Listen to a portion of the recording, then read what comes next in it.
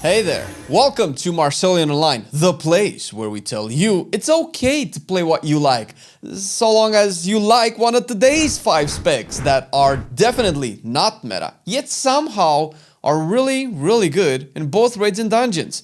I could tell you it's a good season to play almost anything in the game. Yeah, I said almost, we have another video on that topic, but instead I will give you some startup help with today's 5 with some stats, talents, and a bit of rotational help, and don't worry, there's a tank and a healer in here as well. Let's start cooking with Mistweaver, and I'm not gonna tell you how much fun I had playing this class, but I will tell you, you will want to get haste and crit as main stats for most of your gear. In terms of the trinkets, you'll want the Priory Signet and the Mr. Pick Me Up, of course, bought with dinars at the highest level that you can, and finish up with the Void Ritual enchant for your helmet. Once you have all of that, you'll need some talents, and luckily for you, if you like variety, Mistweaver uses both your talents. In raids, you will use this particular build, which focuses more on Celestial Conduit. It's pretty fun, you get an extra button. And for the Mythic Plus, you will get this talent with Master of Harmony and some implications with Thunder Focus Seed that I will tell you in a second in the rotation part of the video that's starting right now. Now, as far as playing your Mistweaver, it's a healer at the end of the day, and the rotation is not something set in stone because you have to adapt to what's going on in your raid. But to give you kind of a sense of what you're looking to accomplish in terms of a priority, you want to always have Renewing Mist on cooldown. Sun Kick or Rushing Wind Kick, depending on which one you use, also on cooldown. Then you want to use your healing cooldowns depending on the situation. You have, of course, Invoke Outlaw, Revival, Celestial Conduit that I mentioned, and Thunder Focus Tea that can be used on Renewing Mist if you're just going to pop Outlaw. Otherwise, just use it on Enveloping Mist. Of course, you'll also use Enveloping Mist with Strength of the Black Ox, which is the Conduit buff, and then you'll be using Vivify on injured players while also making sure you never cap on Mana Tea charges. That can get up quite a bit. Use Expel Harm on yourself if you need healing.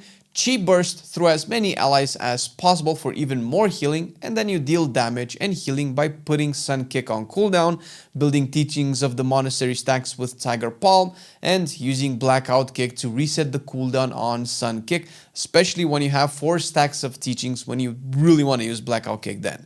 Now moving into the Mythic Plus rotation, of course, some of the things that most people ignore is using your cooldowns properly and aggressively, and you will because people will die otherwise. Thunder Focus Tea will enable Jade Empowerment that makes your Crackling Jade Lightning heal your party for quite a bit, but also it enables Aspect of Harmony and its subsequent healing and healing increases.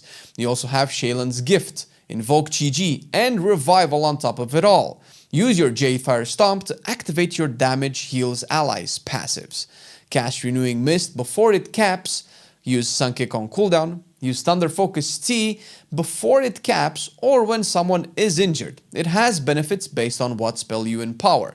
Use Vivify for basic healing, Chi Burst especially to more reliably reset the cooldown of Jade Fire Stomp. And don't forget, a crucial aspect of Mistweaver is that you are a melee healer and melee mechanic might hit you. And that's something that you might not expect when playing a healer, but it's going to be a lot of fun and you're going to have a lot of healing, so get right to it. Because we're going to go right into thanking our patrons for supporting this video. We are very much in your debt and humbly, gratefully grateful for your support. And if you want to make more of these videos happen with more specs and classes in tune, check the link down in the description for our Patreon page, patreon.com/Marcelian&Flame. You'll be also getting access to a lot of goodies like custom-made wallpapers, bloopers on a monthly basis, and hopefully, as much as we can, early access videos and early access releases of our player profile that will make either raids or Mythic Plus a breeze to cycle through when you can see all of those casts,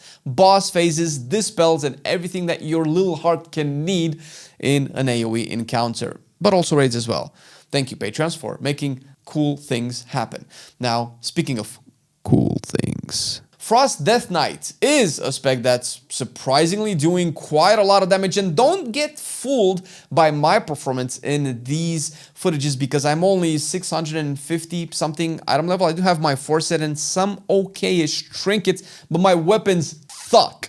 And even still, Frost DK pumps, especially if you don't like the unholiness of Unholy and having to deal with pets. Now, once you start getting your Frost DK ready, you will want Mastery and Crit for your gear, and House of Cards and Seaphorium Peacemaker, Peacekeeper, Pacemaker as your best in slot trinkets.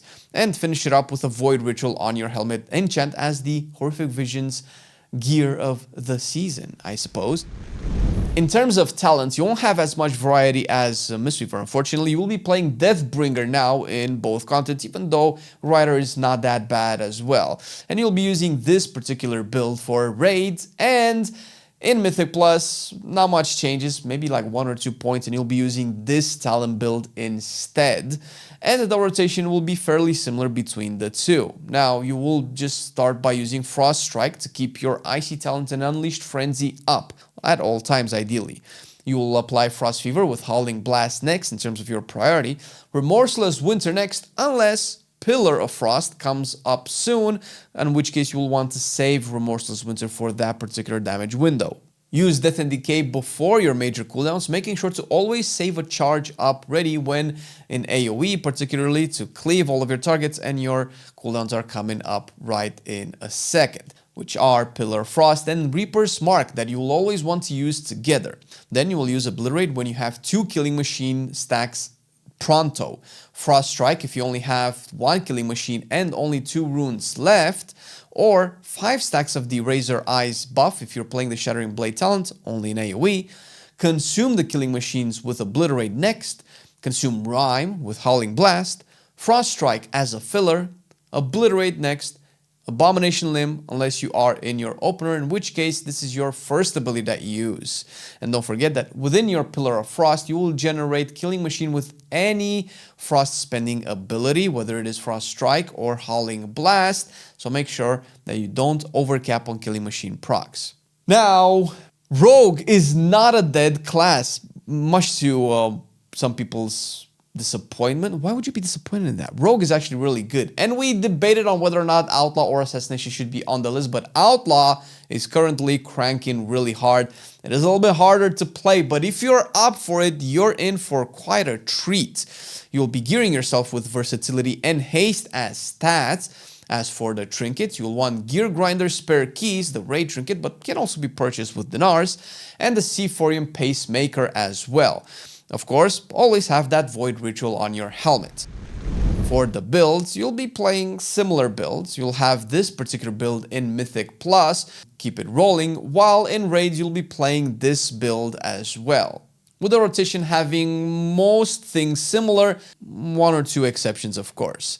Now, in your AoE rotation, you'll want to keep Blade Flurry up as the most important thing that you do, and even aggressively use it if you're fighting 4 more enemies and you only have at most 4 combo points.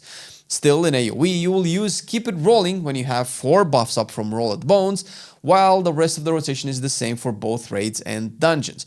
You'll be using Roll the Bones immediately after you use Keep It Rolling, or when you have 2 or fewer buffs.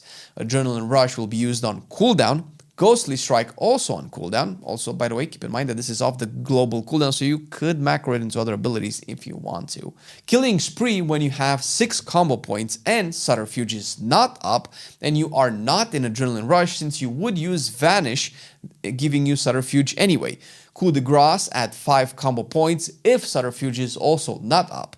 Then you vanish, and Between the Eyes right after if you are in Adrenaline Rush with 3 seconds remaining, or it would have 15 seconds before overcapping its charges. Or Killing Spree has 20 seconds left of its cooldown, or Supercharge is currently active. Yeah, there's quite a few rules in using this properly, but it gets easier the more you play it. You'll be using Between the Eyes still to prevent the buff from dropping, or with 6 combo points and Ruthless Precision, or when you have 6 combo points and the Ruthless Precision up from Roll the Bones. If you are in Subterfuge, you can cast it at 5 combo points as well. Dispatch to finish regularly. pistol shot to consume the opportunity proc, and you also have at most 3 combo points. But if the broadside roll the bones is up, you must have at most 1 combo point when you use the pistol shot proc. Sinister Strike next if you have fewer than 5 combo points, and just fill it with that. Always keep in mind that Outlaw is a piano spec, so if you have piano lessons, you'll be able to play this spec properly. Something that's a little bit simpler and also range, because we've been talking about melee quite a bit, Demonology Warlock, since today's theme is classes that you don't normally see in dungeons, and Demo has been the premier Warlock spec this season. You'll be gearing towards haste and mastery most of all, and as for the trinkets, you'll use the House of Cards and Mug's Moxie's Jug. For the Horrific Vision enchant placed on your helmet, you'll be using Void Ritual. The builds are fairly similar, with the Mythic plus talent build being this one right here, fairly standard Diabolist, and the Raid also fairly similar with this particular talent build, simple to say the least, and the rotation being more or less the same in both encounters, making it an easy pick to go for. And speaking of the rotation, you'll want to always start with Power Siphon before combat and pre-cast a Shadow Bolt, whether you're in AoE or in single target. Then you'll be casting your Grimoire Felguard, you'll be Shadow Bolting still, Vile Fiend next, Shadow Bolt again, Call Dreadstalkers, Demon Bolt to consume your Demon Core charge, Hand of Gul'dan, Demon Bolt again on a secondary target if present to spread that AoE doom, Hand of Gul'dan again until you are out of shards, but also not too many if you miss out on casting Summon Tyrant before your Vile Fiend expires. Demonic Strength next, and in AoE cast Implosion with 6 or more imps, and during Tyrant only at the end for a big implosion with a lot of acquired and extended imps from that cooldown. Use your mini demons on cooldown and always cast Hand of Gul'dan on 3 charges, without capping Demonic Core stacks for those instant demon bolts. Past that, aside the fact that Demonology is a very heavy casting spec, you'll have a fairly standard and simple rotation with eventual implosions thrown out in AoE. And of course, we cannot go on without mentioning a tank, Guardian Druids. A very underappreciated tank, I would say, but you may have seen it in the MDI, so you can attest its validity and strength when pushing keys. You'll want to gear with haste and versatility, and for your trinkets, Seaphorium Pacemaker and Ringing Ritual Mod, mostly in the defensive part, but you can get more offensive trinkets if you so desire. We will recommend the defensive ones here. For your head enchant, you'll be using Void Ritual. Pretty much every spec will be using this enchant unless Blizzard just takes a 180 and buffs a lot of the other corruption enchants.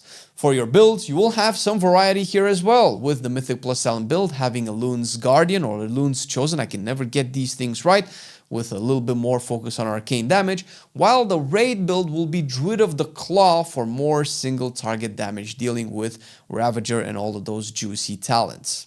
But thankfully, the rotation will be fairly similar, with 1 or 2 deviations based off of which hero talent build you're rocking. Either way, you'll be casting Heart of the Wild before the combat or the pool and use whenever it is up, and if you're in raids, you might not have a second use of this since bosses don't usually last longer than 5 minutes, but you'll be keeping Moonfire up at all times. You'll be using Ravage as soon as the proc happens when in the raid build, and then you just use Thrash and Mangle on cooldown in either one of those 2 builds. Cast Incarnation on cooldown as well, and same with Rage of the Sleeper. Lunar Beam in AoE if you are playing the AoE build, and spend your Rage on Maul, mostly in raids for the damage, or Iron Fur in AoE for that tankiness gain. Use Maul still to consume Tooth and Claw if you're playing the raid build, otherwise consume your Galactic Guardian procs on Moonfire all the time. Keep a few stacks of iron up on you always, depending on how much damage you are taking. Try to kind of use your own judgment here and not risk dying, of course, and causing your healers to spend too much mana on keeping you up. Frenzy Regen whenever your HP drops drastically, and then swipe and Moonfire as fillers with your bear. Keep in mind that unless you're using your rotations and spreading Moonfire properly on bear, you might have some aggro issues sometimes in AoE, but during your cooldowns, Guardian actually quite literally packs a punch or a claw or a maul. Either way, you're gonna enjoy, because bear is a lot of fun, and so are a lot of classes today, but so are a lot of classes that we covered last week in our top 5, which seems to have become a series that are is slowly replacing our tier list. But that's okay, because there's a good chance that a lot of people just want to play a lot of the classes and a lot of the specs in the game and are not convinced that they are good unless we prove it in our videos here that you should definitely check.